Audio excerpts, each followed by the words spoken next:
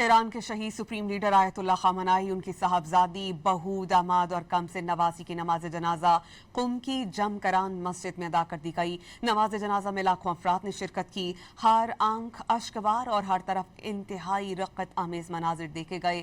میتیں کل عراقی شہر نجف اور کربلا لے جائی جائیں گی۔ ایرانی شہر قم میں شہید آیت اللہ خامنائی کی نماز جنازہ میں لوگوں کا سیلاب امڈ آیا۔ قم کی جمکران مسجد میں آیت اللہ عبداللہ جوادی عاملی نے نماز جنازہ پڑھائی۔ شہید آیت اللہ خامنائی کی صاحبزادی، بہو، داماد اور کمسن نواسی کی نماز جنازہ بھی ادا کر دی گئی۔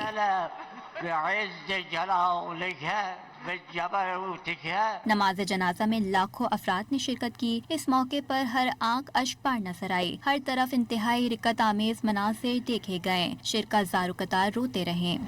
قم کی سڑکوں پر دور دور تک سیاہ لباس میں ملبوس سوگواران اور انتقام کی علامت سرخ رنگ کے پرچم نظر آئے۔ نماز جنازہ سے پہلے آیت اللہ عبداللہ جوادی عاملی نے بھی شہید رہبر اعلیٰ سے عقیدت کا اظہار کیا۔ شہید رہبر اعلیٰ کا جسد خاکی ہیلی کاپٹر کے ذریعے تہران سے قم لایا گیا تھا۔